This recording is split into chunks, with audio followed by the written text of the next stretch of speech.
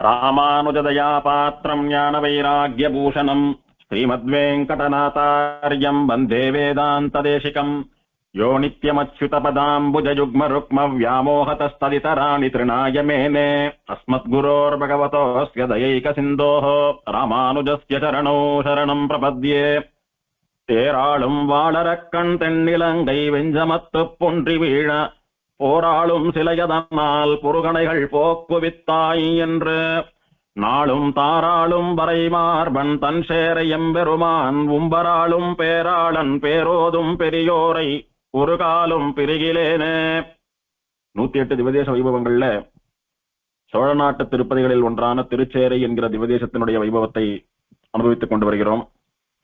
ஸ்தலபுராணத்திலே பவிஷ்யத் புராணத்தினாலே சொல்லப்பட்டதான விஷயங்களை அனுபவித்துக் கொண்டு வருகிறோம். அதிலே ருத்ரனானவர் நாரதருக்கு தீர்த்த மகாத்மியங்களை சொல்லிக் கொண்டு வருகிறார். 3 தீர்த்தங்களினுடைய மகாத்மியங்கள் சொல்லப்பட்டன. சார தீர்த்தம் என்ன, ஷம்பூ தீர்த்தம் என்ன, இன்னொரு தீர்த்தம் என்ன, 3 தீர்த்தங்கள் பேசப்பட்டன. தொடர்ந்து பிரம்ம தீர்த்தம், பிரகலாத தீர்த்தம்னு சொல்லக்கூடிய 2 தீர்த்தங்களினுடைய மகிமையை சொல்லி இந்த சாரக்ஷேத்திர மகாத்மியத்தை சொல்பவர்கள் கேட்பவர்கள் இவ அடையக்கூடிய பலன்களை சொல்லி ருத்ரனானவர் சாரக்ஷேத்திர மகாத்மியத்தை முடித்துக் கொள்கிறார். பக்தாபீஷ்ட பலப்பிரதாங்கிரியுகலம் கௌசேய ராஜத்கட்டிம் லக்ஷ்மீ மங்கள மந்திரோரசிலசன் முக்தாவலி கௌஸ்துபம் ஹஸ்தை சங்கரதாங்க பங்கஜகதா விப்ராணமப்ராகிருதிம் ராகாச்சந்திரமுகம் சுஜாதமகுடம் ஸ்ரீசாரநாதம் பஜே. பவிஷ்யத் புராணத்திலே சாரக்ஷேத்திர மகாத்மியத்திலே சொல்லப்பட்டதான 5வது அத்தியாயம். நாரதர் கேட்கிறார், ஹே மகாதேவா, இன்னும் இந்த சாரக்ஷேத்திரத்தில் விசேஷமான பிரகலாத தீர்த்தம், பிரம்ம தீர்த்தம் அப்படின்னு இருக்கக்கூடிய 2 தீர்த்தங்களினுடைய மகிமையை எனக்கு சொல்ல வேணும் அப்படின்னு கேட்க ருத்ரன் சொல்றார், இதுக்கு முன்னாலே வர்ணிக்கப்பட்ட தீர்த்தத்தினுடைய மேற்கு பாகத்தில் பிரகலாத தீர்த்தம்னு சொல்லப்படுகிறதான உத்தமமான ஒரு தீர்த்தம் உண்டு. அந்த தீர்த்தம் 3 லோகங்களிலும் பிரசித்தி பெற்று விளங்கக்கூடியதான தீர்த்தம். தீர்த்தங்களிலே உயர்ந்ததாக கருதப்படுகிறது. அந்த தீர்த்தத்தின் கரையிலே ஒரு புன்னை மரம் உண்டு. சிராவண மாசத்திலே ஜேஷ்டா நட்சத்திரம்னு சொல்லக்கூடிய கேட்டை நட்சத்திரத்திலே எந்த மனுஷன் இந்த பிரகலாத தீர்த்தத்திலே ஸ்நானம் பண்ணுகிறானோ அவனுக்கு மோட்சம் நிச்சயம் கிடைக்கும். மோட்சமே கிடைக்கும்னு சொல்றச்ச மற்ற சம்பத்துக்கள் ஐஸ்வர்யங்கள்லாம் கிடைக்கிறதுல சந்தேகம் வேண்டாம். அந்த பிரகலாத தீர்த்தத்தில் ஆடி மாசத்தில் பௌர்ணமி அன்றைக்கு எந்த மனுஷன் ஸ்நானம் பண்ணுகிறானோ அவன் வேண்டியதான இஷ்ட போகங்களை எல்லாம் நிச்சயமாக அடைவான்.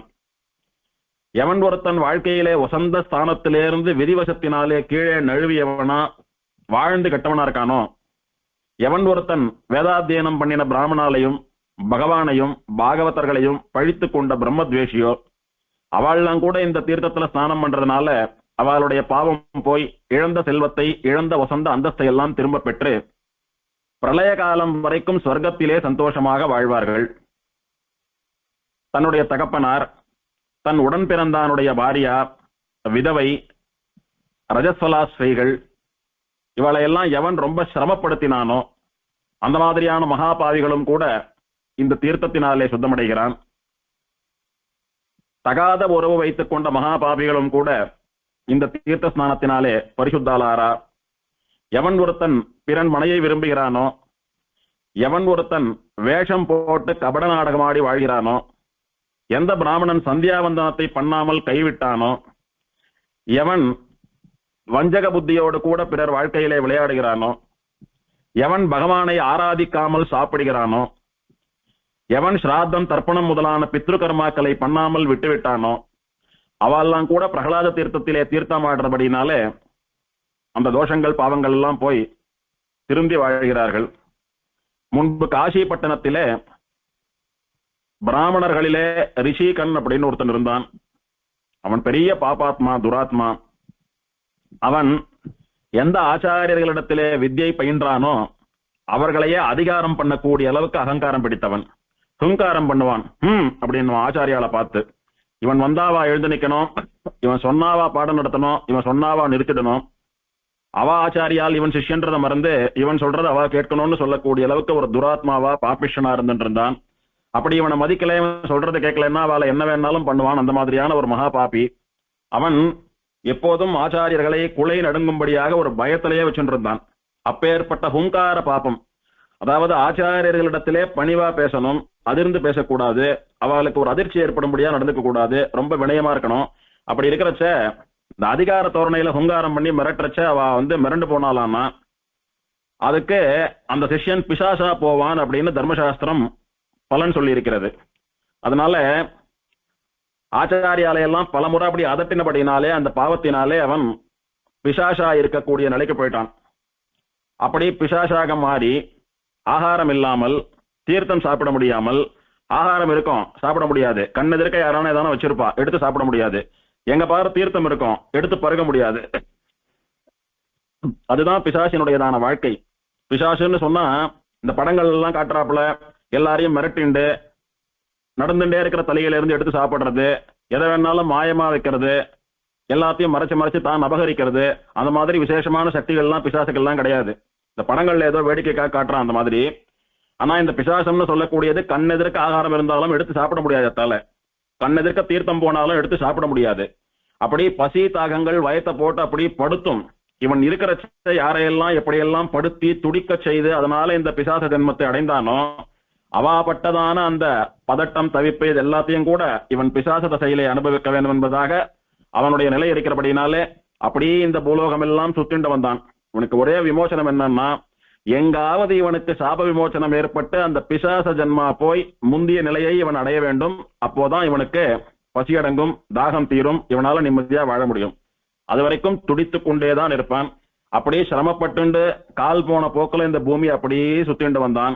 ஏதோ எங்கேயோ ஒரு மூலையில பண்ண சின்ன புண்ணியத்தினாலே இந்த சாரக்ஷேத்திரத்தை அடைந்தான். வழக்கமா இந்த பிசாசங்கள்லாம் பசியில துடிக்கிறச்ச எங்க ஆகாரம் இருந்தாலும் எடுத்து சாப்பிடணும்னு முயற்சி பண்ணோம், அதால எடுத்துக்க முடியாது. தாகத்துல இருக்கிறச்ச தீர்த்தத்தை சாப்பிடணும்னு தீர்த்த கரையில போய் நிற்கும், அதால சாப்பிட முடியாது. இப்படி முயற்சி பண்ணி கொண்டே வருகிற சமயத்துல அவனுக்கு தெரியாம அவன் அறியாம இந்த பிரகலாத தீர்த்தத்தை கையாலே எடுத்து சாப்பிடலாம் அப்படின்னு முயற்சி பண்ண போது ஆச்சரியம், அவனால் அந்த தீர்த்தத்தை சாப்பிட முடிஞ்சது. பிரகலாத தீர்த்தத்தை எடுத்து கை நிறைய தீர்த்தம் சாட்ட மாத்திரத்துல அந்த தீர்த்தம் இவனுக்குள்ள போன மாத்திரத்துல இவனுடைய பிசாசா இருக்கக்கூடியதான அந்த பிசாச ஜன்மா போயிடுத்து. பழையபடியான பிராமண சரீரத்தை ரிஷிகன்னு சொல்லக்கூடிய தன்னுடையதான சுய உருவை அடைந்து இந்த தீர்த்தத்தை சாப்பிட்ட மாத்திரத்துல நம்மளுடைய சாப விமோசனம் நம்ம பழையபடிக்கு போயிட்டோம்னு சொன்னா பரம பவித்திரமான தீர்த்தம், இதுல இறங்கி தீர்த்தாமாடி அனுஷ்டானங்கள் எல்லாம் பண்ணி திருந்தி வாழணும்ன்ற எண்ணத்தோடு கூட அதுல இறங்கி தீர்த்தாமாடினா அவனுடைய கொஞ்சம் கொஞ்சம் ஒட்டின்னு இருக்கிற அத்தனை பாவங்களும் பூரணமாக போய்விட்டது. மறுபடியும் வந்தான், சாரபுஷ்கரணியிலே தீர்த்தாமாடி சாரநாதனை சேவித்து விட்டு நல்ல பாகவதனா உத்தமமான பிராமணனா மாறி தன் ஊருக்கு போய் தன் நாமடியா பசங்களோடு கூட வாழ்ந்து கொண்டு வந்தான். அப்படி இந்த பிரகலாத தீர்த்தத்தினுடைய மகிமை இருக்கிறது அப்படின்னு சொல்லிட்டு வரச்ச நாரதர் ருத்ரனை ஒரு சந்தேகம் கேட்கிறார். ஆச்சாரியர்களிடத்துல எப்படி நடந்துக்கணுமோ அப்படி நடந்துக்காம அதிகாரம் பண்ணி ஹுங்காரத்தினால அவளை மிரட்டினதுனால பிசாசமா போயிட்டான்னு சொன்னீர். அப்ப ஆச்சாரியனானவர் எப்படி இருக்கணும், சிஷ்யன் எப்படி இருக்கணும் அப்படின்னு ஆச்சாரியனுடைய லட்சணங்களையும் சிஷ்யனுடைய லட்சணங்களையும் சொல்ல வேணும் அப்படின்னு ருத்ரனை நாரதர் கேட்க, ருத்ரன் சொல்றார், ஆச்சாரியன்னு சொல்லக்கூடியவர் சத்தியவாக்காக இருக்க வேண்டும், எப்போதும் உண்மையையே பேச வேண்டும், பொய் பேசக்கூடாது, உயர்ந்த குலத்திலே பிறந்திருக்க வேண்டும், இந்திரியங்களை அடக்கினவரா இருக்கணும், புலனின்பங்கள்ல பட்டிமேய விடுபவராக இருக்கக்கூடாது, கோபம் இல்லாதவரா பரம சாந்த ஸ்வரூபரா இருக்கணும், வேதாந்தங்களினுடைய கரை கண்டவரா இருக்கணும், வேதம் உபனிஷத்து இதையெல்லாம் தெரிஞ்சுண்டு அதனால சொல்லப்படுகிற அர்த்தங்களை புரிந்து கொண்டு நல்ல ஞானியா இருக்கணும், ஸ்வதார நிரதர் தன் மனைவியரிடத்திலே ஆசையுடையவராக, பரதார அனிரதர் அப்படின்னா மற்ற பெண்களை ஏறெடுத்தும் பார்க்காதவராக, ஸ்நானம் தானம் இவைகளில் தத்பரர் அப்படின்னா அந்தந்த காலத்துல முறைப்படி ஸ்நானங்கள் எல்லாம் பண்ணிட்டு சந்தியாவந்தனம் முதலான அனுஷ்டானங்களை எல்லாம் பண்ணிட்டு ஜபம் எல்லாம் பண்ணிட்டு எந்தெந்த காலத்துக்கு என்னென்ன அனுஷ்டானம் பண்ணணும்னு சொல்லியிருக்கோ அதெல்லாம் விடாமல் அனுஷ்டிக்க கூடியவராக இருக்க வேணும். தானம் எந்தெந்த சமயத்துல தானம் பண்ணினா விசேஷம்னு சொல்றதோ அந்த தானத்தையும் பண்ணக்கூடியவராக இருக்க வேண்டும். எப்போதும் தேவதாராதன புத்தி உள்ளவராக இருக்க வேண்டும். அந்தந்த சமயத்துல பகவானை திருவாராதனம் மூலமா ஆராதிக்கணும், அனுஷ்டானங்கள் மூலமா ஆராதிக்க வேண்டிய சமயங்கள்ல அனுஷ்டானம் மூலமா ஆராதிக்கணும். சந்தியாவந்தனமோ ஜபமோ பண்ணக்கூடிய அனுஷ்டானங்கள் மொத்தம் பகவானுடைய ஆராதனமா தானே பண்ணிட்டு இருக்கோம். எந்தெந்த காலத்துல பகவானை எப்படி எப்படி ஆராதனம் பண்ணணும்னு சாஸ்திரம் சொல்லி இருக்கோ அப்படி எல்லாம் ஆராதனம் பண்ணணும். வாக்கு ஆராதனம், வாயால வேதம் சொல்றது, பிரபந்தம் சொல்றது, ஸ்தோத்திரம் சொல்றது, அப்படி ஆராதிக்கிறது. காலக்ஷேபம் பண்றச்சு ஆராதிக்கிறது. புஸ்தகம் பார்த்து கிரந்த ரூபமா பெருமாள் அனுபவிக்கிறது. இப்படி எப்போதும் தேவதாராதனையிலேயே புத்தி உள்ளவராக இருக்க வேண்டும். வீண் விஷயங்கள்ல புத்தி போகக்கூடாது. அஷ்டாட்சரம் முதலான மகாமந்திரங்களினுடைய உண்மையை அறிந்தவரா இருக்கணும். இந்த மந்திரம் தெரிஞ்சுட்டு இருக்கார், ஜபம் பண்றார், சிஷ்யாளுக்கு உபதேசம் பண்றாருன்னு நிக்காமல் அந்த மந்திரங்களினுடைய தாத்பரியார்த்தங்களை, அந்த மந்திரத்தினுடையதான ஆழங்கால் பட்ட ஸ்வரூபங்களை எல்லாம் தெரிந்திருக்க வேண்டும். எப்போதும் பொறுமையோடு கூட இருக்கணும். மற்றவாளிடத்துல பொறாமை இல்லாம இருக்கணும். எப்போதும் எவரையும் குறையே சொல்லாதவராக இருக்கணும். இப்பேற்பட்டவரே சாஸ்திரங்களாலும் வேதங்களாலும் ஆச்சாரியன் என்று ஒப்புக்கொள்ளப்படுகிறார். அதனால ஒரு உத்தமமான ஆச்சாரியன்னா அவர் இப்படிதான் இருக்கணும்னு ஆச்சாரியனுடையதான லட்சணங்களை சொன்னார். நாரதர் கேட்கிறார், சிஷ்ய லட்சணம் என்ன? உத்தமமான ஆச்சாரியர் எப்படி இருக்கணும்னா சிஷ்யன் எப்படி இருக்கணும்? சிஷ்யனானவன் அகங்காரம் இல்லாமல் இருக்க வேண்டும். சுத்தமா ஆச்சாரமா இருக்கணும். பணிவோடு கூட இருக்கணும். பொறுமையோடு இருக்கணும். எதிலும் குறை இல்லாமல் இருக்க வேணும். ஆசை, கோபம் இதெல்லாம் விட்டுடணும். எப்போதும் ஆச்சாரியனிடத்திலே பெருமாளுக்கு சமானமான பக்தியோடு கூட இருக்க வேணும். பெருமாளிடத்திலே விசேஷமான பக்தி இருக்க வேண்டும். ஆச்சாரியனுடைய சன்னதியிலே அவகாரியங்களை எல்லாம் பண்ணக்கூடாது. ஆச்சாரியன் சன்னதியில தும்முறது, ஆச்சாரியன் சன்னதியில சோம்பேறித்தனமா கொட்டாவி விடுறது, இதெல்லாம் பண்ணாமல் இருக்க வேணும். ஆச்சாரியன் திருவடிகளை பிடித்து கைங்கரியம் பண்ண வேணும். ஆச்சாரியன் தவிர மற்றவாளுடைய காலை பிடிச்சு கைங்கரியம் பண்ணக்கூடாது. ஆச்சாரியன் சாட்ட பிரசாதத்தினுடைய சேஷத்தை சாப்பிடலாம், மற்றவாளுடைய பிரசாத சேஷம் சாப்பிடக்கூடாது. நல்ல காரியமோ கெட்ட காரியமோ எது நடந்தாலும் சரி ஆச்சாரியனுடைய வாக்கம் மீறி எதையும் பண்ணக்கூடாது. சொல்லாலும் செயலாலும் பண்ணக்கூடிய காரியங்களாலும் மானசீகமாகவும் ஆச்சாரியனிடத்திலே பக்தியோடு தான் எல்லாத்தையும் பண்ணணும். இப்படி எல்லாம் இருக்கக்கூடியவன் யாரோ அவன்தான் உத்தமமான சிஷ்யன் என்று மகர்ஷிகள்லாம் கொண்டாடுறா அப்படின்னு அந்த சந்தேகத்தையும் ருத்ரன் தீர்த்து வைத்தார். பிரகலாத தீர்த்தத்திலே மாக ஸ்நானம்னு சொல்லக்கூடிய மாசி மாச ஸ்நானம் விசேஷமான பலன்களை எல்லாம் தரக்கூடியது. யவனொருத்தன் அந்த மாதிரி மாக மாசத்திலே பிரகலாத தீர்த்தத்திலே தீர்த்தாமாடி விட்டு அதன் கரையிலே இருக்கக்கூடிய புன்னை மரத்தடியில் தன்னால் இயன்ற அளவுக்கு ஒரு பிராமணனுக்கு பூமி தானம் பண்ணுகிறானோ, அப்படியே வெண்கலம், இரும்பு முதலான பாத்திரங்களில் ஏதாவது ஒன்றை தானம் பண்ணுகிறானோ, அல்லது எவன் ஒருத்தன் எள்ளு தானம் பண்ணுகிறானோ, இந்த தானங்கள் எல்லாம் அவனுக்கு விசேஷமான பலன்களை கொடுத்து காலம் முழுக்க அவனை நன்னா வச்சுட்டு காப்பாத்துறது அப்படின்னு பிரகலாத தீர்த்தத்தினுடைய மேன்மையை சொல்லி முடிக்கிறார். நாரதர் மேலும் கேட்கிறார், மீதி இருக்கக்கூடிய பிரம்ம தீர்த்தத்தை பத்தி சொல்ல வேணும் அப்படின்னு கேட்க ருத்ரன் சொல்றார், ஹே நாரத, அந்த பிரகலாத தீர்த்தத்துக்கு வடகிழக்கிலே பிரம்ம தீர்த்தம் என்ற ஒரு உத்தமமான தீர்த்தம் உண்டு. முன்பு ஒரு காலத்திலே நதி தேவதைகள்லாம் வந்து இந்த தீர்த்தத்தை சேவிச்சுட்டு போயிருக்கா. இந்த தீர்த்தம் பிரம்மாவினாலே ஏற்படுத்தப்பட்டது. பிரளய காலத்துல வேதம், ஆகமம், மூல பிரகிருதி இதையெல்லாம் ஒரு குடத்திலே இட்டு வைத்து ரட்சிக்க வேணும் என்று எம்பெருமானாலே நியமிக்கப்பட்ட பிரம்மா சார புஷ்கரணி மண்ணை எடுத்து குடம் பண்ணி அதுல வைத்தாருன்னு பார்த்தோமே. அப்போ பெருமாள் வந்து அவருக்கு அந்த உபாயத்தை சொல்றதுக்காக தபஸ் பண்ணினாரே, அப்ப அவர் கையால ஒரு தீர்த்தத்தை அவர் ஏற்படுத்தி அந்த தீர்த்தத்திலே நித்தியம் தீர்த்தமாடி அனுஷ்டானங்கள் பண்ணி கொண்டு அதன் கரையிலே தபஸ் பண்ணினார். அப்படி பிரம்மாவாலே ஏற்படுத்தப்பட்ட தீர்த்தம் தான் இந்த பிரம்ம தீர்த்தம். அந்த பிரம்மாவானவராலே படைக்கப்பட்ட மற்ற நதிகள் எல்லாம் பிரம்மாவே ஏற்படுத்தின தீர்த்தம் அப்படின்னு சொல்லி அந்த தீர்த்தத்தையும் அதன் கரையிலே தபஸ் பண்ணக்கூடிய பிரம்மாவையும் வந்து ஒரு காலத்துல சேவிக்கிறா. சேவித்து அவள்லாம் பிரம்மாவின் இடத்துல ஒரு கோரிக்கை வைக்கிறா. எல்லா மனுஷியாலும் புண்ணிய நதிகள்னு சொல்லக்கூடிய எங்கள்ல வந்து தீர்த்தமாடி அவா பண்ணினதான பாவங்களை எல்லாம் எங்களிடத்துல விட்டுட்டு போயிடுறா. வருஷமெல்லாம் சேர்த்து வச்சுக்கிற அந்த பாவங்கள்லாம் எங்கள்கிட்ட இருக்கு, அதெல்லாம் நாங்க எங்க கரைக்கிறதுன்னு கேட்டா. அதுக்கு பிரம்மா சொன்னார், அதையெல்லாம் கொண்டாந்து இந்த தீர்த்தத்துல கரைங்கோ, என்னாலே ஏற்படுத்தப்பட்ட இந்த தீர்த்தத்திலே விட்டு விட்டு போங்கள் அப்படின்னு சொன்ன போது எல்லா நதிகளும் சொல்றா. பூலோகத்துல இருக்கிற நதிகள் மட்டும் இல்லாமல் அத்தனை லோகங்களிலே இருக்கக்கூடிய நதிகளும் வருஷத்துக்கு ஒரு நாள் வந்து நாங்க இந்த தீர்த்தத்துல எங்களுடைய பாவங்களை எல்லாம் விட்டுட்டு நாங்க பரிசுத்தாலாகி போய் மற்றவாளுடைய பாவங்களை வந்து நாங்க வாங்கிக்கிறோம் அப்படின்னு சொல்லி பிரம்மாவின் இடத்திலே வாக்குறுதி பண்ணி கொண்டு போனார்கள். பிரம்மாவும் அப்படியே ஆகட்டும்னு சொன்னார். தை மாசத்தில் ரேவதி நட்சத்திரத்தில் எந்த மனுஷன் இந்த தீர்த்தத்திலே ஸ்நானம் பண்ணுகிறானோ அவன் செல்வம், கல்வி, புகழ், ஆரோக்கியம், நிறைய பண வசதி, புத்திரன், பௌத்திரன் முதலான சந்ததிகள் இவாளையெல்லாம் அனுபவித்து விட்டு அவன் ஆசைப்பட்ட பலன்களை எல்லாம் தர்ம ரீதியிலே அடைகிறான். எவன் ஒருத்தன் புரட்டாசி மாசம் அமாவாசை அன்னைக்கு இதுல தீர்த்தமாடி இந்த தீர்த்தத்தினாலே பித்ருக்களுக்கு தர்ப்பணம் பண்ணுகிறானோ அவனுடைய பித்ருக்கள் 7 மன்வந்தர காலம் திருப்தி அடைகிறார்கள். ஒரு மன்வந்தரம்னு சொல்லக்கூடியது எத்தனையோ யுகங்களினுடைய சேர்த்தி.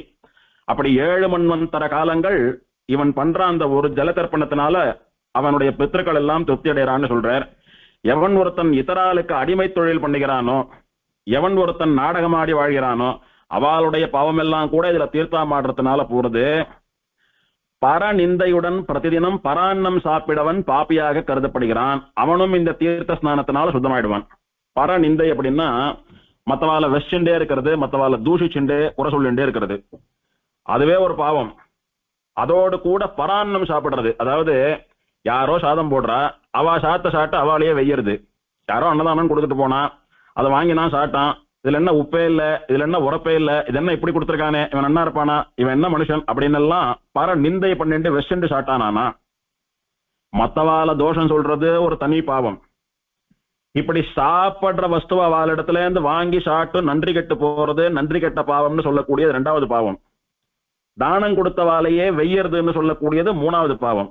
இப்படி 3 பாவங்களை ஒரே சமயத்திலே பண்ணக்கூடிய மகா பாபி எவன் இருக்கிறானோ அவனும் இந்த தீர்த்தத்திலே வந்து தீர்த்தமாடினா அவனுக்கு அந்த பாவம் போறது. சிசு ஹத்தி குழந்தைகளை கொலை பண்ணினவன், குரு ஹத்தி ஆச்சாரியனை கொன்னவன், இவாள்லாம் கூட இந்த தீர்த்தத்திலே ஸ்நானம் பண்ணா அந்த பாவங்கள்ல இருந்து விடுபடுறா. ஹே நாரதா, எவன் ஒருத்தன் நாஸ்திகனா, தெய்வ நம்பிக்கை இல்லாமல் சாஸ்திரங்களில் நம்பிக்கை இல்லாமல் கொடூரமா பேசிட்டு தெரிஞ்சுட்டு இருக்கானோ, எவன் ஒருத்தன் சோம விக்கிரையனா இருக்கானோ, சோம விக்கிரையன் அப்படின்னா சோமபானத்தை விற்கிறவன், அதாவது மது போதை தரக்கூடிய மதுவை விற்று அந்த லாபத்திலே பிழைப்பவன், இவாள்லாம் கூட இந்த தீர்த்தத்துல வந்து ஸ்நானம் பண்ணா அவளுக்கு அந்த பாவம் போறது. இதன் கரையிலே ஒரு பாதிரி மரம் உண்டு. அந்த பாதிரி விருட்சத்தின் அடியிலே எவன் ஒருத்தன் தானம் பண்ணுகிறானோ, குறிப்பா அன்னதானம், கன்னியகாதானம், அஸ்வதானம்னு சொல்லக்கூடிய குதிரைய தானம் பண்றது, கஜதானம்னு சொல்லக்கூடிய யானைய தானம் பண்றது, இதெல்லாம் பண்றானோ அவன் பல காலம் சொர்க்கத்திலே இருந்து கடைசியில மோட்சத்துக்கு போவான். இந்த பிரம்ம தீர்த்தத்திலே தீர்த்தமாடின மனுஷால் எல்லாம் அவாவா இஷ்டப்பட்ட பலன் எதுவோ அதை அடைகிறார்கள்.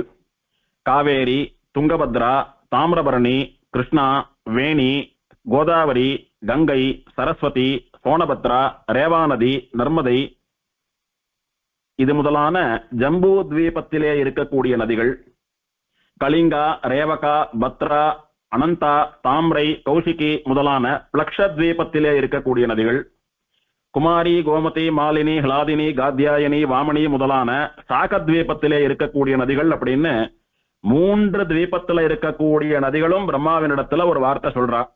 ஹே பிரம்மா, எல்லா ஜனங்களும் அவளுடையதான பாவத்தை எங்களிடத்துல விட்டுட்டு அவ நிம்மதியா சொர்க்கவாசம் பண்ணிட்டு இருக்கா.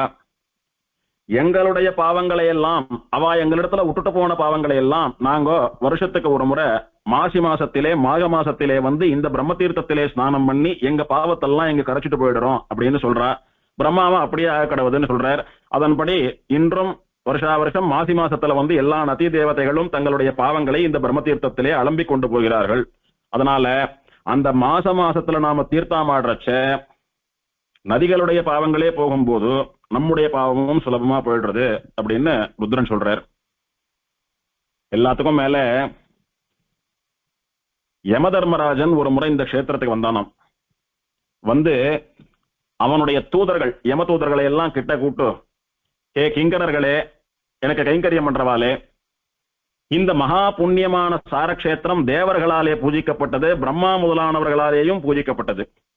அதனால எம்பெருமான் எப்போதும் அங்க நித்தியவாசம் பண்ணிட்டு இருக்கார். சார விமானத்துக்கு கீழே சாரநாதனா பெருமாள் சாரணாச்சியாரோடு கூட எழுந்தருளி இருக்கிறார்.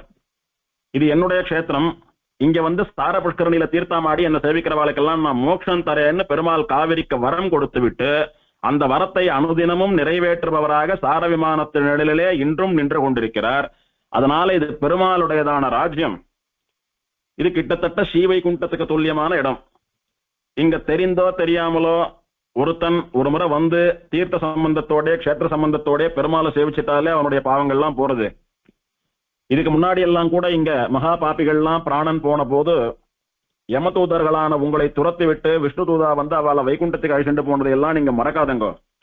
ஆகையினாலே இந்த சாரக்ஷேத்திரத்தை சுத்தி ஒரு குரோஷ தூரம் அளவிற்கு பகவானுடையதான ராஜ்யம். அதனால இந்த சாரக்ஷேத்திரத்தில் சார புஷ்கரணி கரையில் பெருமாள் திருவடிவாரத்தில் மட்டும் இல்ல, இந்த திவ்ய தேசத்திற்கு ஒரு குரோஷ தூரம் இருக்கக்கூடிய சர்க்கிள் அது முழுக்க யாருடைய பிராணன் போனாலும் அதை எடுத்துக்கொள்ளக்கூடியதான சக்தி நமக்கு கிடையாது. அவள்லாம் தாரநாதனுடைய சேவகாலான ஸ்ரீ வைகுண்டத்து விஷ்ணு தூதர்களாலே வைகுண்டத்துக்கு அழிச்சுட்டு போகக்கூடிய தகுதி படைத்தவா. அதனால இங்க யாருடைய பிராணனையும் நீங்கள் அபகரிக்காதீங்கோ. இது நீங்க பிரவேசிப்பதற்கு உரிய இடமே கிடையாது. தப்பி தவறி கூட போய் அந்த மகா பாவத்தை பண்ணி என்னையும் தண்டனைக்கு உள்ளாக்கி விடாதீர்கள்னு யமன் கூட்ட அவனுடைய கிங்கரர்களுக்கு சொல்லக்கூடிய பெருமை படைத்தது இந்த சாரக்ஷேத்திரம். மேலும் ருத்ரன் சொல்றார், யமன் ஒருத்தன் இந்த சாரக்ஷேத்திரத்திலே பக்தர்களான பிராமணர்களை சாப்பிடும்படி பண்ணி வைக்கிறானோ, அதாவது எவன் ஒருத்தன் ஸ்ரீ வைஷ்ணவ ததி ஆராதனம் பண்ணி வைக்கிறானோ அவன் எம்பெருமானிடத்துல பக்தி இருக்கக்கூடிய அந்த பிராமணருக்கு எத்தனை சாதம் போட்டானோ அத்த இலையில இருக்கக்கூடிய அத்தனை அரிசிகளினுடைய எண்ணிக்கை அத்தனை வருஷங்கள் பிரம்மலோகத்திலே கொண்டாடப்படுவானாம். ஒரு சுவாமி 2 முறை 3 முறை சாதம் போட்டு சாப்பிட்டார், மொத்தம் ஒரு 1000 1200 அரிசி சாப்பிட்டிருப்பாருன்னு வச்சுக்கலாம்.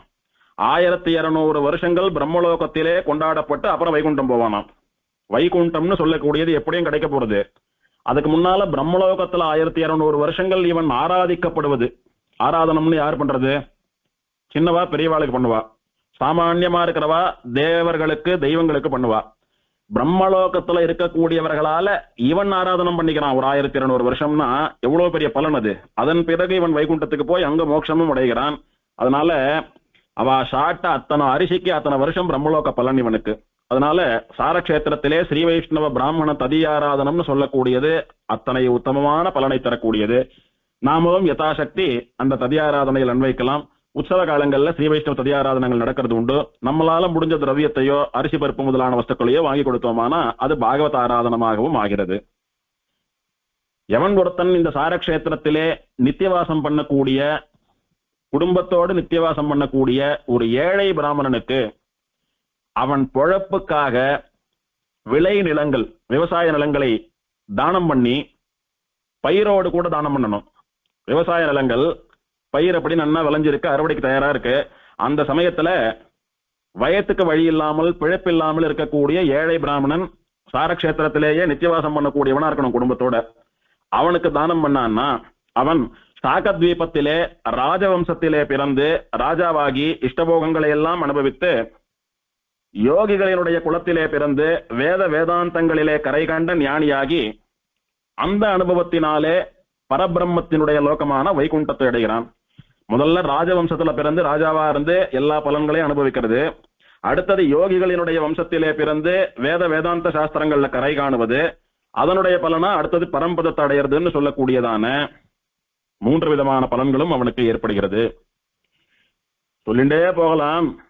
ஆனால் எனக்கு இவ்வளவுதான் சக்தி சாரக்ஷேத்திரத்தினுடைய மகிமையை சொல்வதற்கு. உள்ளது உள்ளபடி சொல்லணும்னா சாரநாதன் தான் சொல்லணும். எனக்கு தெரிஞ்ச மட்டும் சொன்னேன். கடைசியா என்ன சொல்ல வரேன்னா, எவன் ஒருத்தன் இந்த உத்தமமான சாரக்ஷேத்திர மகாத்மியத்தை படித்தாலும் காதாலே கேட்டாலும் அவனுக்கு 1000 அஸ்வமேத யாகங்கள் பண்ணின பலன் கிடைக்கும், 10,000 வாஜபேய யஜ்ஞம் பண்ணின பலன் கிடைக்கும். இதுல சந்தேகமே வேண்டாம். எந்த ஒரு மனுஷன் தேவப்பிரயாகத்திலும் புஷ்கரத்திலும் குருக்ஷேத்திரத்திலும் 28 கோடி ஏகாதசி உபவாசம் இருந்து என்ன பலன்களை அடைவானோ அந்த பலனை இந்த புராணத்தை கேட்ட மாத்திரத்திலேயே அந்த மனுஷன் அடைகிறான். தேவப்பிரயாகைன்னு சொல்லக்கூடியது உத்தமமான புண்ணியக்ஷேத்திரம். புஷ்கரமும் எம்பெருமான் ஜலரூபியாக இருக்கக்கூடிய உத்தமமான புண்ணியக்ஷேத்திரம்.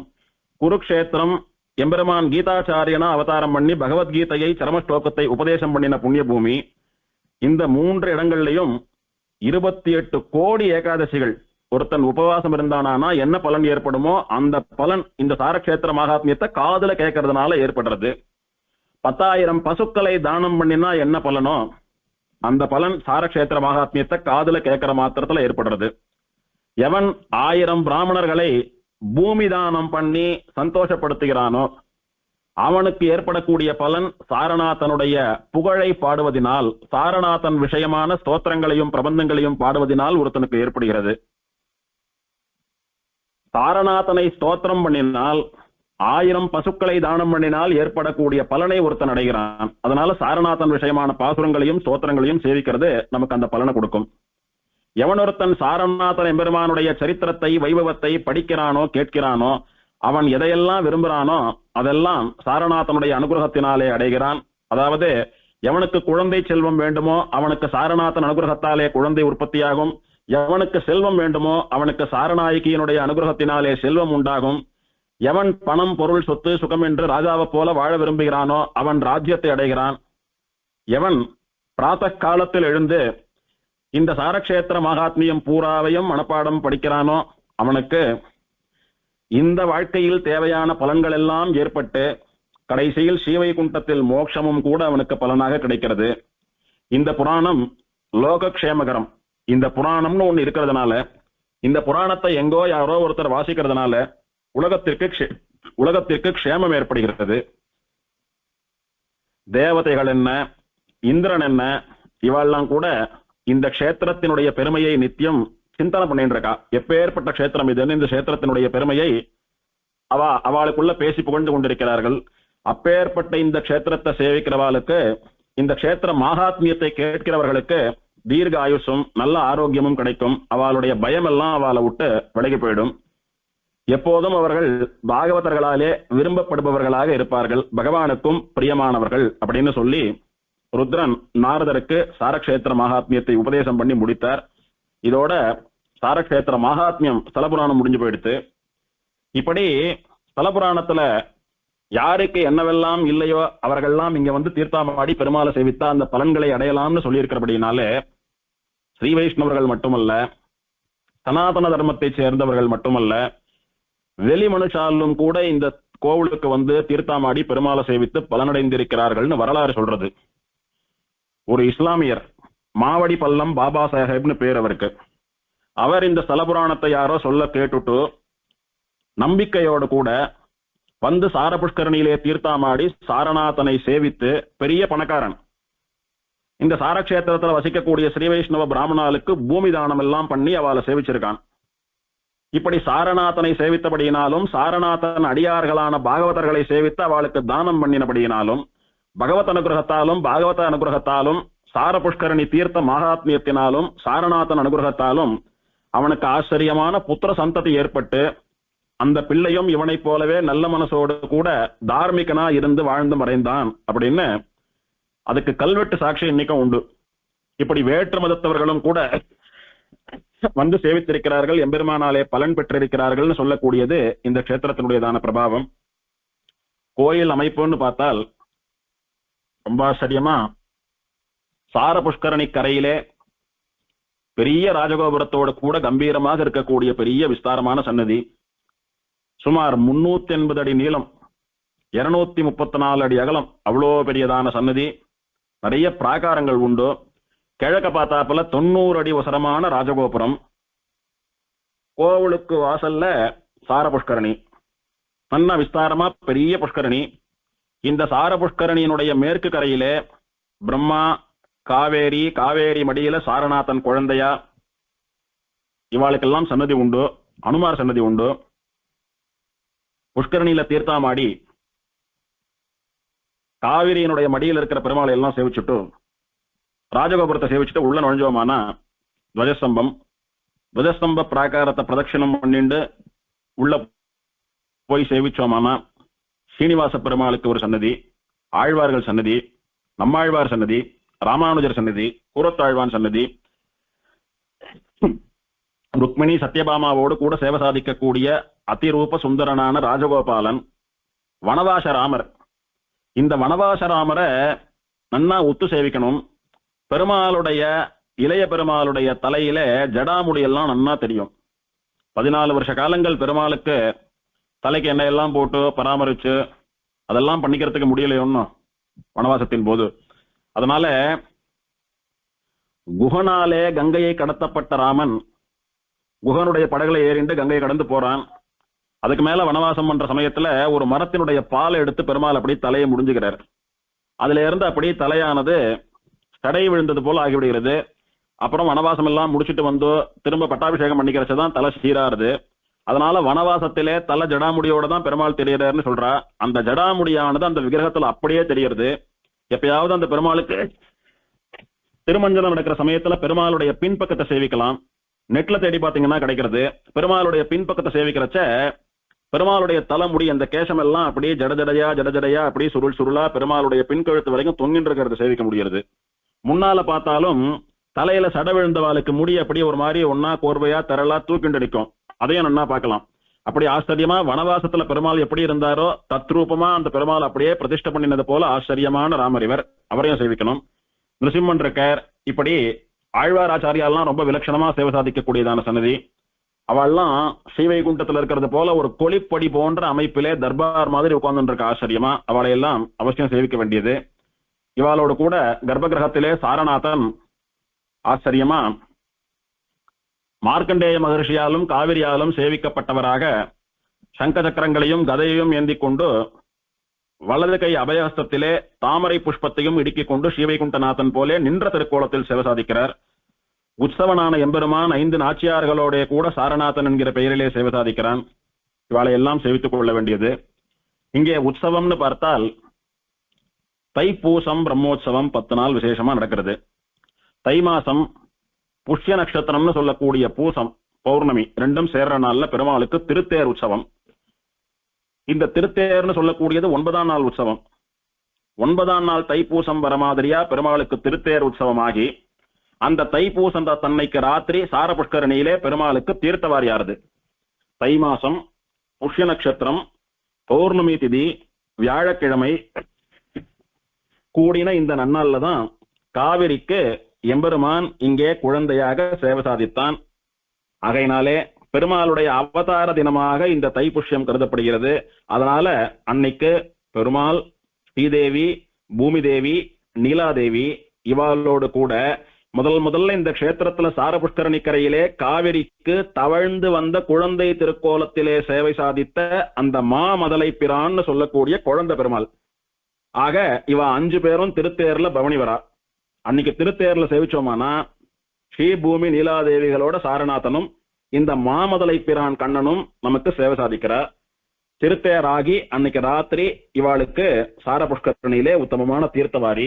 இந்த உற்சவம் அவசியம் சேவிக்க வேண்டியதான உத்தமமான உற்சவம். குறிப்பா அந்த தைப்பூசத்தன்னைக்கு திருத்தேர்ல பெருமாளை சேவித்துட்டு தேர் இழுக்கிறது தேரை சேவிக்கிறது உத்தமமான பலன்களை தரக்கூடியது. வைகாசி மாசத்திலே பெருமாளுக்கு விசேஷமா வசந்தோற்சவம் நடக்கிறது. ஆடி மாசத்திலே பெருமாளுக்கு ஜேஷ்டாபிஷேகம். புரட்டாசி மாசத்திலே தாயாருக்கு நவராத்திரி உற்சவம். திருக்கார்த்திகைன்னு சொல்லக்கூடிய கார்த்திகை மாசத்திலே பவித்ரோற்சவம். மார்கழி மாசத்திலே விசேஷமா அத்தியனோற்சவம். ஸ்ரீவைகுண்ட ஏகாதசி உற்சவம் ரொம்ப விசேஷம் இந்த கஷேத்திரத்துல. அதே மாதிரி தை மாசத்துல பிரம்மோற்சவத்தோடு கூட உற்சவங்கள் நிறைவடைகிறது. ஆழ்வார் அனுபவம்னு பார்த்தால் திருமங்கை ஆழ்வார் ஒருத்தரால மட்டும் 13 பாசுரங்களாலே மங்களாசாசனம் பண்ணப்பட்டதான திவ்யதேசம். பெரிய திருமொழியில் ஒரு திருமொழி ஒரு பதிகம் முழுக்க 10 பாசுரம் பாடியிருக்கார். தனியா ஒரு இடத்துல ஒரு பாசுரம், 2 மடல்லையும் ஒரு வரின்னு பேருக்கு 13 பாசுரங்கள். திருமங்கை ஆழ்வார் 2 க்ஷேத்திரங்கள்ல பாகவதாளுடைய பிரபாவத்தை பாடுகிறார். ஒன்னு திருக்கடல் மல்லைன்னு சொல்லக்கூடிய மகாபலிபுரம், இன்னொன்னு இந்த திருச்சேரை. பாகவத பிரபாவம் பறக்க பேசப்பட்டதான உத்தமமான பதிகம் இது. இங்கே திருமங்கை ஆழ்வார் பெருமாளை சேவிக்க வந்த போது விசேஷமா அழங்கால் பட்டு அனுபவித்து சேவிக்கிறார். சேவித்த போது திருமங்கை ஆழ்வாரிடத்துல பெருமாளுக்கு ரொம்ப ஆசை. அவருக்கு ஏதான விசேஷமான பரிசு தரணும்னு பெருமாள் நினைக்கிறார். பெருமாள் சொல்றாராம், ஆழ்வாரே கொஞ்சம் அப்படியே குனிந்த மாதிரி உட்காருங்க, உங்க தலையில என்னுடைய திருவடியை வைத்து உங்களை ஆசீர்வாதம் பண்ணணும்னு நினைக்கிறேன். நம்ம எல்லாம் எவ்வளவு ஏங்குவோம். பெருமாள் ஷட்டாரி சாய்ச்சிக்கிறதுக்கே எவ்வளவு ஏங்குவோம் நாமோ. பெருமாளை தொட்டு ஷடாரி சாய்க்கக்கூடிய சுவாமி அர்ச்சக சுவாமி, அவருக்கு துணையாக இருக்கக்கூடிய பரிசாரக சுவாமி பெருமாளை தொடமாட்டார், ஷடாரி எல்லாம் தொடமாட்டார். ஒருவேளை அர்ச்சக சுவாமி பட்டர் கோவில்ல இல்லாத போது பரிசாரக சுவாமி மாத்திரம் இருக்கிற சமயத்துல போயிட்டோமானா லேசான வருத்தம் இருக்கும். பட்டர் சுவாமி இல்லையே ஷடாரி சாய்க்க, கோவிலுக்கு வந்து பெருமாளை சேவிச்சு ஷடாரி சாய்ச்சிக்காம போறோமே அப்படின்னு நினைப்போம். அந்த சமயத்துல திடீர்னு பட்டர் சுவாமி வந்துட்டாரானா எத்தனை சந்தோஷமா நம்ம முகமெல்லாம் மலர்ந்து போறது. இப்படி பெருமாளுடைய ஸ்ரீபாதுகையான ஸ்ரீஷட்டாரியை சாதிச்சுக்கிறதுக்கே இத்தனை ஆசைப்படுறச்சே, பெருமாள் வலிய கூட்டு கீழே குனிய உன் தலையில என்னுடையதான திருவடியை வைத்து அனுகிரகம் பண்ண போறேன்னு சொன்னால் எத்தனை பேர் ஆசைப்பட்டு அலைஞ்சுண்டு போய் தலையை கொடுப்போம். திருமங்கை ஆழ்வாரை பார்த்து சாரநாதன் கேட்கிறான், ஆழ்வாரே, மண்டியிட்டு அமரும் உம்முடைய தலையிலே என்னுடையதான திருவடியை வைத்து உம்மை அனுகிரகிக்கணும்னு ஆசை அப்படின்னார். என்ன மன்னிச்சுடு, என் தலையில நீ திருவடியை வைக்கிறதுக்கு இடமில்லைன்னு விட்டாராம் திருமங்கை ஆழ்வார். ஏன் இப்படி சொல்றீர் அப்படின்னா, உம்முடைய அடியவர்களான பாகவதால் தான் என் திருவடியை, அவளுடைய திருவடியை என் தலையில வைக்கணும். பாகவதாளுடைய திருவடியை தலையிலே தரிப்பதற்காகவே நான் ஆசைப்படுகிறேன். அதனால பாகவதால் தலைக்குன்னு அர்ப்பணிக்கப்பட்டதான தலை என்னுடைய தலை. அதனால பகவானே மன்னிக்கணும், நீ வேணா என் மனசுல வேணா உன்னுடையதான திருவடி வச்சு கொண்டுட்டார் ஆழ்வார். சரி, உம்முடைய ஹிருதயத்திலாவது என்னுடைய திருவடியை வைக்கலாமான்னு பெருமாள் கேட்கிறார். ஆழ்வார் கொஞ்சம் சுதாரிச்சுண்டு, இல்ல இல்ல, என்னுடைய ஹிருதயத்துல பாகவதாளுடைய திருவடிகளை நான் கோயில்ல வைத்து ஆராதனை பண்ண போறேன், அதனால மன்னிச்சுடு, அங்கேயும் உனக்கு இடமில்லைன்னுட்டார் ஆழ்வார்.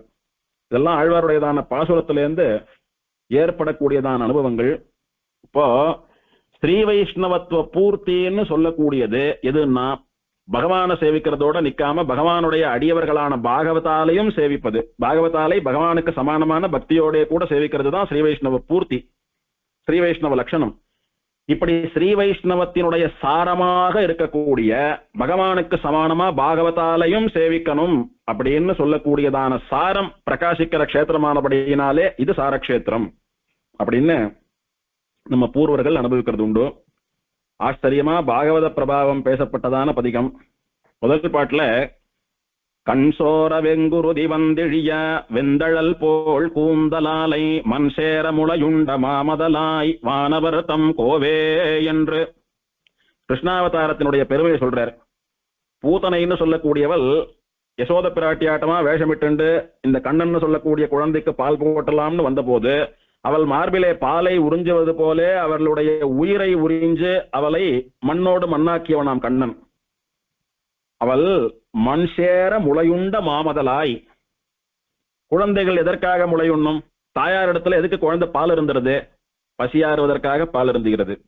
ஆனா இந்த குழந்தை யசோத பிராட்டி வேஷத்துல வந்த பூத்தனை கிட்ட எதுக்கு பால் சாட்டுதுன்னா, அவளை மண்ணோடு மண்ணாக்குவதற்காக சாட்டுதான். அவள் மண் சேர முளையுண்ட மாமதலாய். பெரிய குழந்தையே.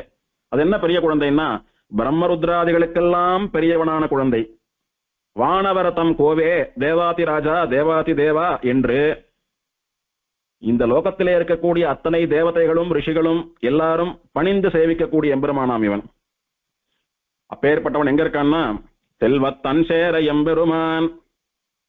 எல்லா வளங்களையும் நல்கக்கூடிய, எல்லா வளங்கக்கூடிய உத்தமமான குளிர்ச்சி பொருந்திய திருச்சேரை திவதேசம், அங்கே எழுந்தருளி இருக்கக்கூடிய எம்பெருமானான சாரநாதன். அவன் கால் தொழுவார் காண்மின் என் தலை மேலாரே. சாரநாதனுடைய பக்தார்காலே பாகவதா, அவளுடைய திருவடியை நான் தலையாலே தாங்குகிறேன் அப்படின்னு ஆழ்வார் சொல்றார். அத்தனை பாகவத பக்தி ஆழ்வாருக்கு. இங்க மா மதலாய்ன்னு சொன்னது மாமதலை பிரான்னு சொல்லக்கூடிய இந்த காவிரிக்கு சேவை சாதித்த தவழ்ந்த கோலப் பெருமாளை குறிப்பிடுகிறதுன்னு சம்பிரதாயம். ஏன்னா மதலைன்னா குழந்தை. கண்ணன் குழந்தையாகத்தானே பூதனை சம்ஹாரம் பண்ணினான்.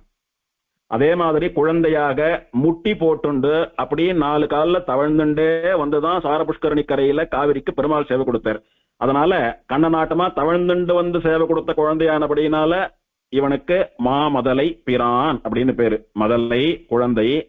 குழந்தைன்னா சாதாரண குழந்தைன்னு நினைச்சுடாதுங்கோ. மாமதலை விசேஷமான குழந்தை, பரபிரம்மம். இது நமக்கெல்லாம் சுவாமி குழந்தை தானே நினைச்சுட்டு அலட்சியப்படுத்தாதீங்க. நமக்கெல்லாம் சுவாமி மாமதலை பிரான் இவன். இந்த விஷயம் தெரியாதவா இந்த பெருமாளை வெறும சேவிச்சாலானா தவழற கண்ணன் தான் நினைச்சுப்பா. தவழற கண்ணன் அவ்வளவுதான் ஆயிடுத்து. இவன் சாரநாதன் காவிரிக்கு சேவை கொடுத்தான் அப்படின்ற விஷயம் எல்லாம் தெரிஞ்சின்றவாளுக்கு தான் சாரநாதனுடைய இன்னொரு மூர்த்தின்னு தெரியும்.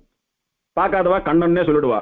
அப்படி கண்ணன் தவழ்ந்துண்டு வர்றது போல அதே திருமுக மண்டலம், அதே கோலம், தலையில அதே போல கண்ணநாட்டமா கொண்ட எல்லாம் கண்ணனே தான் இவன். வித்தியாசம் என்னன்னா, இடது கைய பூமியில அப்படியே ஊனி தவழ்ந்துண்டு வரான் பெருமாள் பேலன்ஸ் பண்ணிண்டு. வலது திருக்கரத்திலே வெண்ண உருண்டை எல்லாம் கிடையாது. பெருமாள் ஆச்சரியமா சின்முத்ரையோடு கூட அபயஸ்தம் காட்டி ஆசீர்வாதம் பண்ணக்கூடியதான கோலம். குழந்தை எங்கேயானும் கை தூக்கி ஆசீர்வாதம் பண்ணுமா? இது சாதாரண குழந்தை இல்ல, பெருமாளாகிற குழந்தை மாமதலை. அதனால மாமதலை பிரான் அப்படின்னு இந்த கஷேத்திரத்துல முதல் காவிரிக்கு சேவை சாதித்த அந்த திருக்கோலத்தை மாமதலாய் என்கிற வார்த்தையினாலே திருமங்கையாழ்வார் மங்களாசாசனம் பண்ணியிருக்கிறார். தைப்பூசத்தன்னைக்கு இந்த எம்பெருமானும் சேர்ந்துதான் திருத்தேர்ல எழுந்தருள்றான்னு சொல்லக்கூடியது ஒரு அற்புதமான அனுபவம். அடுத்தபடியா வம்பளரும் தன் சோலை வன்சேரை வானுந்து கோயில் மேவிய எம்பெருமான் தாழ் தொழுவார் எப்பொழுதும் என் மனத்தே இருக்கின்றாரே. ஆழ்வார் என்ன சொன்னார்? மார்வகம் என்பதோர் கோயில் அமைத்து மாதவன் என்னும் தெய்வத்தை நாட்டி ஆர்வம் என்னும் பூவிடுங்கள் அப்படின்னார். மனசுல பெருமாளுக்கு கோவில் கட்டி பெருமாளுக்கு பூஜை பண்ணுங்கன்னு சொன்னார் ஆழ்வார். ஆனால் இங்க பெருமாளுக்கு இடம் கிடையாது ஆழ்வாருடைய ஹிருதயத்துல, திருமங்கை ஆழ்வார் ஹிருதயத்துல. சாரநாதனுடைய பக்தா இருக்காளே, எப்போதும் சாரநாதனை சேவிச்சுட்டு இருக்காளே, அவளுக்குத்தான் இவருடைய மனசுல இடம். தலையிலையும் பாகவதாலுக்கு தான் இடம், பாகவதா தான் திருவடியை வைக்கணும். இவருடைய மனசுலயும் பாகவதாலுடைய தான் திருவடி தான் இருக்கு, அதுதான் கோவில் இவருக்கு. தன் சேர எம்பெருமான் தாள ஏத்தி போதோடு புனல் தூவும் புண்ணியரே விண்ணவரில் பொழிகின்றாரே. சுவாமி, பெருமாளை சேவிக்கணும், பெருமாளுடைய திருவடியை தலையில வச்சுக்கணும், பெருமாளை மனசுல தியானம் பண்ணிக்கணும்னு தானே சாஸ்திரங்கள்லாம் சொல்றது. நீர் மனுஷால அந்த மாதிரி பண்ணிக்கிறீரேன்னு கேட்டா, ஆஹா, நான் எல்லா மனுஷாலையும் பண்ணல. தன் சேரை எம்பெருமான் தாளை ஏத்தி போதோடு புனல் தூவும் புண்ணியர்கள் இருக்காளே, அவளதான் நான் மனசுல கோயில் கட்டி சேவிக்கிறேன், அவ திருவடியை தான் தலையில வச்சுக்கிறேன். திருச்சேரையில் இருக்கானே சாரநாதன் எம்பெருமான், அவன் திருவடிகளை புஷ்பத்தாலும் தீர்த்தத்தாலும் ஆராதனை பண்ணுகிறார்களே பாகவதோத்தமர்கள், அந்த பாகவதோத்தமர்களைத்தான் நான் அப்படி தெய்வமா நினைச்சு மனசுலயும் தலையிலையும் சுமக்கிறேன். என்ன காரணம் தெரியுமா? அவ விண்ணவரில் பொழிகின்றாரு. ஸ்ரீவைகுண்டத்திலே நித்தியசூரிகளோடு முக்தாத்மாக்களாக இருந்து கொண்டு எம்பெருமானை அனுபவித்துக் கொண்டிருக்கக்கூடிய பெருமை படைத்தவர்கள். அதனால அனந்த கருட விஸ்வக்சேனாதிகள் ஆழ்வாராச்சாரியா எல்லாம் எப்படியோ அந்த மாதிரிதான் அந்த பாகவதால் எனக்கு. அதனாலதான் அவ திருவட்டியை என் தலையால சுமக்கிறேன், அவளை என் மனசுல கோயில் கொண்டு ஆராதிக்கிறேன்னு சொல்றேன்.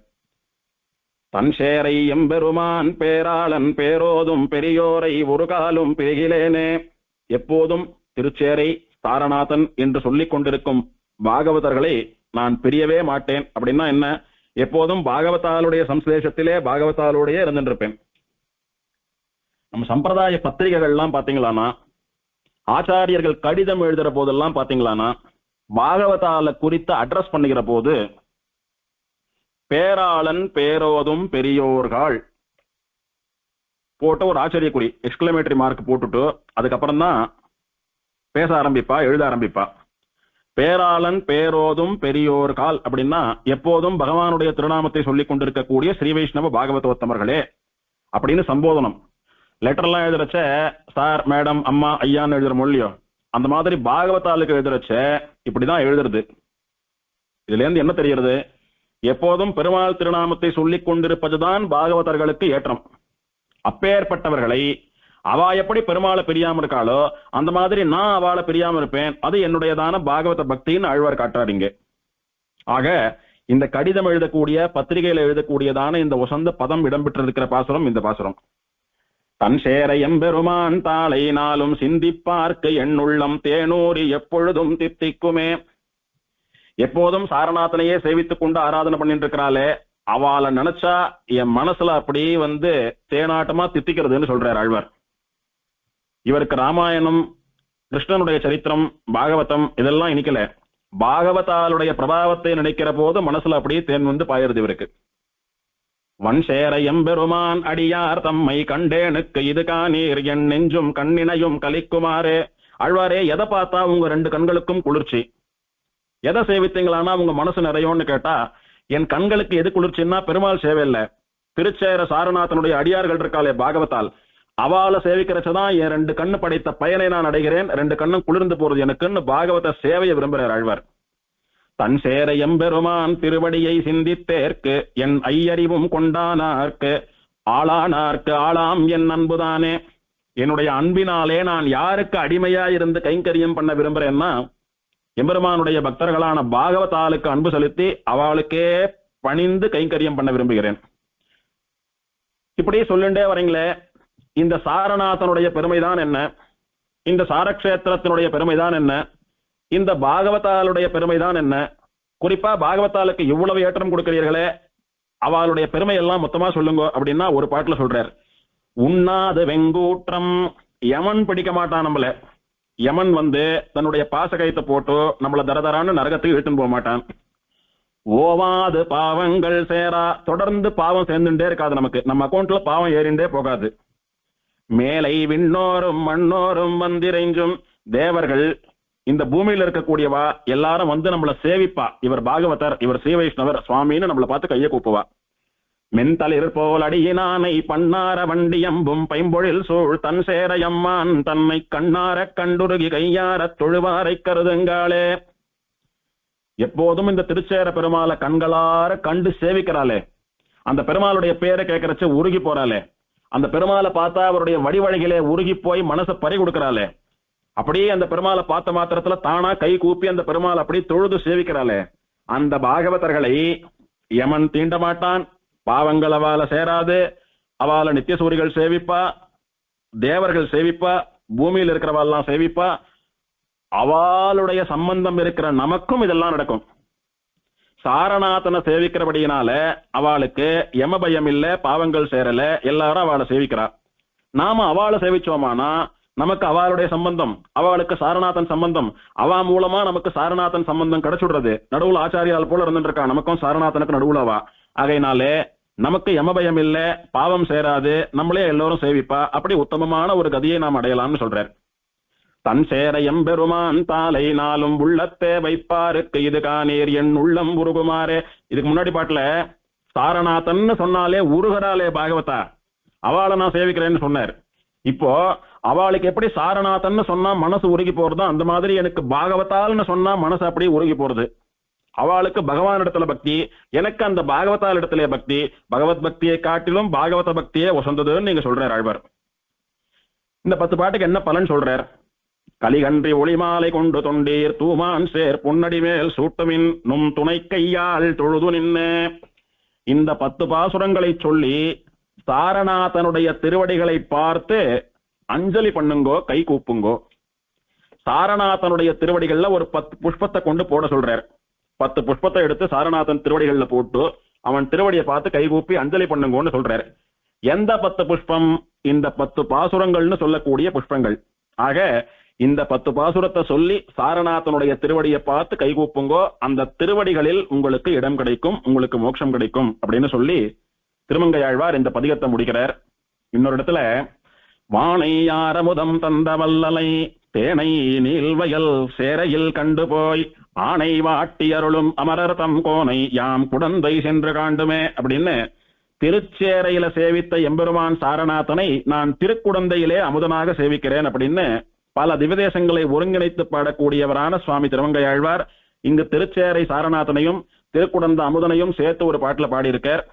இது போக மடல்கள்ல கணமங்கை காரார் மணி நிற கண்ணனூர் விண்ணகரம் சீரார் கணபுரம் சேரை திருவழுந்தூர் அப்படின்னு திவதேசங்கள்ல பட்டியலிட்டு கொண்டு வருகிற போது சேரை என்று திருச்சேரையை கொண்டாடி இருக்கிறார். இன்னொரு மடல்ல மண்ணிய தன் சேரை வல்லலை மாமலர் மேல் அன்னம் துயிலும் அணிநீர் வயலாலி அப்படின்னு சொல்ற இடத்துல மண்ணிய தன் சேரை வல்லல், திருச்சேரைன்னு சொல்லக்கூடிய இந்த குளிர்ந்த திவ்யதேசத்திலே மன்னியவன் ஸ்திரமாக நித்தியவாசம் பண்ணி கொண்டிருக்கிற வல்லல். யார் போய் எதை கேட்டாலும் இல்லைன்னு சொல்லாமல் வாரி வழங்கக்கூடிய கருணாமூர்த்தியான வல்லல். மன்னிய தன் சேரை வள்ளல், திருச்சேரையிலே குளிர்ந்த மனசோடு கூட வேண்டுபவருக்கு வேண்டுவதையெல்லாம் வாரி வழங்கக்கூடிய வள்ளலாக ஸ்திரமாக சேவை சாதிக்கிறவன். கொஞ்ச நாள் தான் பெருமாள் இருப்பார், அதுக்குள்ள போயிடணும் அப்படிலாம் இல்லை, எப்ப வேணாலும் போங்கோ, பெருமாள் அங்கேயேதான் இருந்துட்டு இருப்பார், நீங்க இருக்கணும் போறதுக்கு. அதனால பெருமாள் ஸ்திரமா இருக்கார், நீங்க போய் பெருமாள் இடத்துல வேணும்ன்றதெல்லாம் கேட்டு வாங்கிக்கோங்க அப்படின்னு சொல்லி மன்னிய தன் சேரை வள்ளல்னு ஸ்திரமான பெருமாள்னு காட்டி கொடுக்கிறார். இதெல்லாம் திருமங்கை மன்னனுடையதான திருச்சேரை விஷயமான அனுபவங்கள். பிள்ளை பெருமாள் ஐயங்காருடையதான பாசுரம். சென்று சென்று செல்வம் செருக்குவார் வாயில் தொறும் நின்று நின்று தூங்கும் மட நெஞ்சமே இன்தமிழை கூரைக்கும் சோறுக்கும் கூறாதே பேராகச் சேரைக்கு நாயகன் பேர் செப்பு. ஓடி ஓடி நிறைய பணத்தை சேர்த்து பெரிய பணக்காரர்களா தெரிகிறா. எவ்வளவுக்கு எவ்வளவு இவாளுக்கு சொத்து சேர்ந்துட்டே போச்சோ அவ்வளவுக்கு அவ்வளவு செருக்கு அகங்காரமும் சேர்ந்து கொண்டே போச்சு இவளுக்கு. எத்தனை தூரம் பணத்தை சேர்த்தாலோ அவ்வளவு தூரம் மண்டகர்வத்தையும் சேர்த்து வச்சுட்டு இருக்கா. அகங்காரத்துல இருமாப்பு கொண்டு தெரியறா.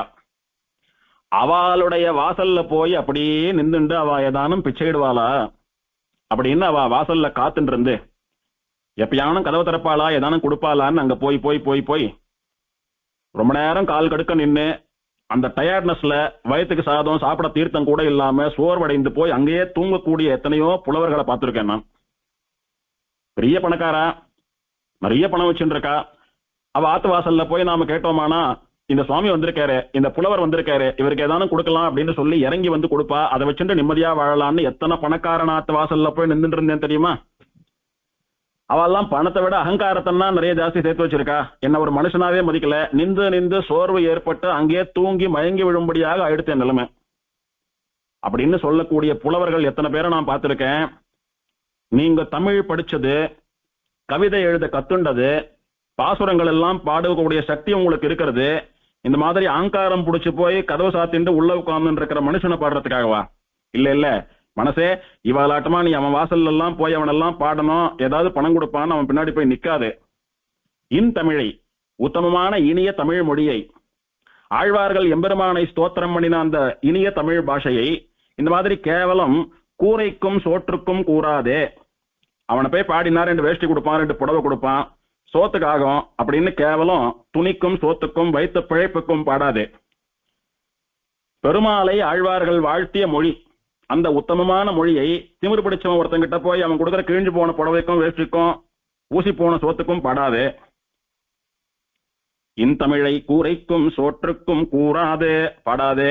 வேற என்ன பண்றதுன்னா, பேராக நீ தமிழ் கத்துண்டியே அதனுடைய பலனா, உனக்கு பாட வரதே அதனுடைய பலனா, நீ கவிதை எழுதுறைய, பாசுரம் எல்லாம் எழுதுறைய அதனுடைய பலனா, உனக்கு வாயில பேச்சு வரதே அதனுடைய பலனா, சேரைக்கு நாயகன் பேர் செப்பு, திருச்சேரையனுடைய தலபுருஷனாக இருக்கக்கூடிய சாரநாதனுடைய பெயரை சொல்லு. அதுதான் உனக்கும் பெருமை, உன் தமிழுக்கும் பெருமை. மனுஷா, இன்னைக்கு வரோம் நாளைக்கு போவோம்னு சொல்லக்கூடிய நிலையில்லாத பணத்தை பெரிய செல்வமா நினைச்சு அகங்காரத்தோடும் மமகாரத்தோடும் ஆணவத்தில் ஆடின்னு இருக்கா. அவளுடைய இழி குணங்கள்லாம் தெரிஞ்சு அவ எவ்வளவு கேவலமானவான்னு தெரிஞ்சும் கூட கேவலம் கூரைக்கும் சோற்றுக்கும் அவாத்து வாசல்ல போய் நின்றுண்டு உத்தமமான தமிழ் மொழியை அவர்களை வாழ்த்துவதன் மூலமாக அவமானம் பண்ணி உங்களை நீங்களே பாவிகளாக்கிக் கொள்கிறீர்களே. இப்படி உங்களுடைய நாக்குக்கும் உங்களுடைய பாட்டுக்கும் தமிழுக்கும் கலங்கத்தை விளைவிக்காமல் எல்லையில்லாத செல்வங்களை எல்லாம் வாரி வழங்குவதற்கு காத்துக்கொண்டு நின்று கொண்டிருக்கக்கூடிய சாரநாதனை போய் பாடுங்கோ. அவனுடைய பெருமைகளை பாடுங்கோ, அவனுடைய கல்யாண குணங்களை பாடுங்கோ, அவன் அடியவர்களை எப்படியெல்லாம் காப்பாத்துறான் அவனுடைய ரட்சணத்தை பாடுங்கோ, அவன் திருமேனி அழக பாடுங்கோ, அவனுடைய சீவை குண்டத்தை பாடுங்கோ, அவனுடைய அடியார்களான பாகவதாருடைய பெருமையை பாடுங்கோ. இப்படி சேரைக்கு நாயகனுடைய பேரை செப்புங்கள், திருச்சேரை சாரநாதனுடைய திருநாமத்தை சொல்லுங்கள். அப்படி சொன்னீங்களானா உங்களுடைய வாக்கு தூய்மை அடையும், தமிழ் பெருமை அடையும், உங்களுடையதான கவிதா சக்தி பலன் பெறும், உங்களுக்கு எல்லா வளங்களும் கிடைத்து மோட்சமும் கிடைக்கும். ஆகையினால கேவலம் அல்ப மனுஷால பாடாதெங்கோ, சாரநாதனை பாடுங்கோ. சென்று சென்று செல்வம் செருக்குமார் வாயில் தொறும், நின்று நின்று தூங்கும் மடநெஞ்சமே, இன் தமிழை கூரைக்கும் சோறுக்கும் கூறாதே, பேராகச் சேரைக்கு நாயகன் பேர் செப்பு. கடைசியா விஷ்ணு ஸ்தலாதர்சத்திலே சொல்லப்பட்டதான தியான ஸ்லோகம். ஸ்ரீமத் சார சரோஜினி தடபுவி ஸ்ரீசாரநாதோ ஹரிஹி, புண்ணியம் சார விமானமத்ர மகிஷி ஸ்ரீசாரநாயக்யசௌ, க்ஷேத்ரம் சாரமதீவ சஹ்ய கிரிஜா கிருத்வா தபோ துஷ்கரம், கங்காதிக்யமவாப தத்ர ஹரினா பிராச்சீமுகேனாதராத். ஸ்ரீமத் சார சரோஜினி தடபுவி, வசந்த சார புஷ்கரணின்னு சொல்லக்கூடிய புண்ணிய தீர்த்தத்தினுடைய கரையிலே ஹரிஹி, நம்முடைய பாவங்களை எல்லாம் அழிப்பவரான பெருமாள் ஸ்ரீ சாரநாதன் என்கிற திருநாமத்தோடே நின்று கொண்டு சேவை சாதிக்கிறார். அவர் புண்ணியமான சார விமானத்தினுடைய நிழலிலே நின்று கொண்டு சாரநாயகி தாயாரோடு சேர்ந்து நம்மளை எல்லாம் ரட்சிக்கிறார். அவருடையதான கஷேத்திரத்துக்கும் சாரக்ஷேத்திரம்னு தான் பேரு. சஹ்யகிரிஜா, சஹ்யகிரின்னா சஹ்யமலை, சஹ்ய பர்வதம், அதுல இருந்து உற்பத்தியாக கூடியபடியினாலே காவிரி நதிக்கு சஹ்யமலையினுடைய புத்திரின்னு பேரு. அவள் இந்த சாரக்ஷேத்திரத்தில் சார தீர்த்தத்தினுடைய கரையில் யாராலும் பண்ண முடியாத கடினமான தபஸை பண்ணி கங்கையை விட மேன்மையை பெருமையை அடைந்தால் அவளுக்கு அந்த க்ஷேத்திரத்திலே கங்காதிக்கியம்னு சொல்லக்கூடிய கங்கையை விட உசந்த ஸ்தானத்தை வரமாக கொடுத்த அந்த எம்பெருமான் கிழக்கு பார்த்தது போல நம்மையெல்லாம் அனுகிரகிப்பதற்காக சாரநாதனாக நின்று கொண்டு சேவை சாதிக்கிறான். அவன் திருவடியை போய் ஆசிரியுங்கோ.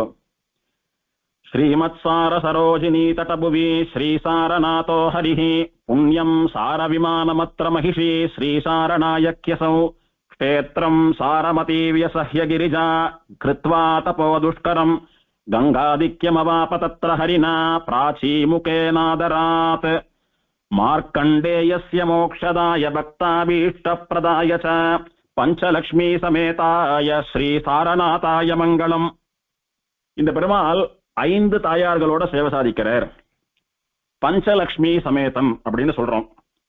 5 லட்சுமிகள் யார் யாரு அப்படின்னா, முதல் நாள் அனுபவிக்கிறச்ச ஸ்ரீதேவி, பூமிதேவி, நீலாதேவி, சாரநாயகி, கோதாதேவின்னு சொல்லக்கூடிய ஆண்டாள், இவ 5 பேர்களோட சாரநாதன் சேவை சாதிக்கிறான்னு பார்த்தோம்.